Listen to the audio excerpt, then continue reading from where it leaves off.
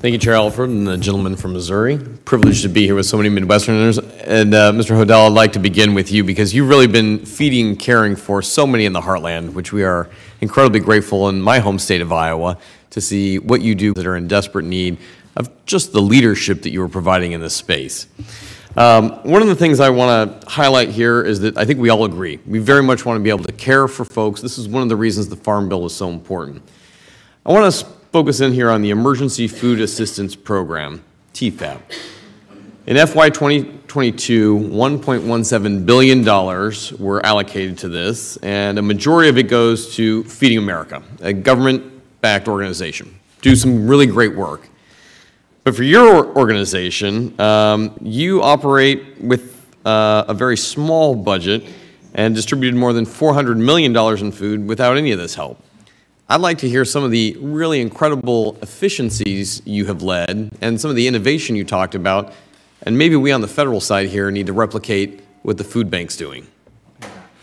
Well, thank you for the question and the compliment. It's an honor to serve Iowa as well as our other states.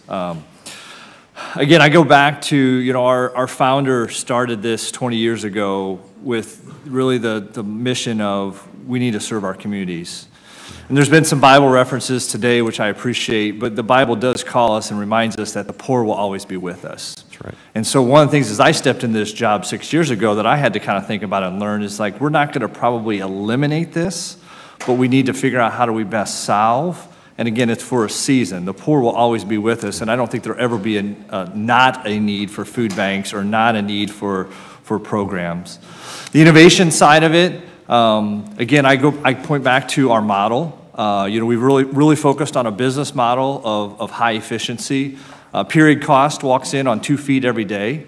And so we're very cognizant about the leadership and the staff that we have at each location. Each one of our food banks I talked about runs about a $2 million operational budget. There's 5 staff members. And I love going and walking somebody through our warehouses, and I'll give a tour of what we're doing. And we'll run into 50, 60, 70 people, and I remind that group that we're with that 5 of these people that you just saw are staff members, the rest are volunteers. So part of that model is core volunteers.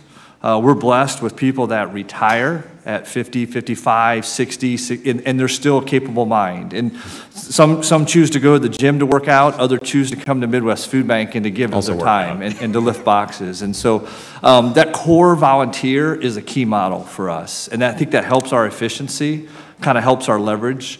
And what we've been able to do is build a model that works and then scale it as we've gone to different locations. So we very much know that Illinois is Illinois, and Texas is Texas, and Arizona is Arizona.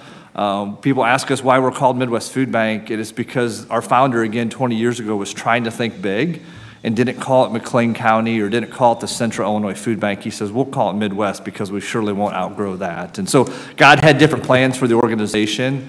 But I think our core volunteers, our volunteer model, as well as just, again, the culture of we'll say yes and then we'll figure it out. Mr. Hodel, well, compliments, and I think please continue to share those best practices with us, not only across the country for the volunteers who do it, but for the federal agencies that could really use you, I think, as a template on how to do this right.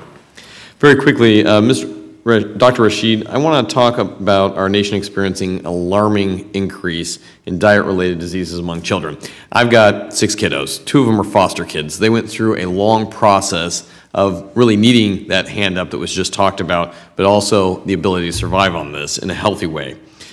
How can we in Congress remain focused on enhancing the nutritional and educational aspects of eating healthier habits in the upcoming Farm Bill? I think that's a good question, and you're correct that the diet-related disease among children, diabetes, obesity, is actually a larger problem than hunger. Less than 1% of children have very low food insecurity, 20% have obesity. So I think that should be the priority in the Farm Bill is how do we get healthier food into the mouths of children.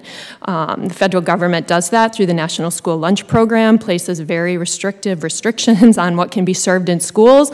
I think they should take, maybe not quite to that extreme, but a similar approach with SNAP in ensuring that the program actually supports nutrition and does not allow unhealthy products to be purchased through the program. Dr. Rashidi, thank you so much. Thanks to the panel today, and I yield my time.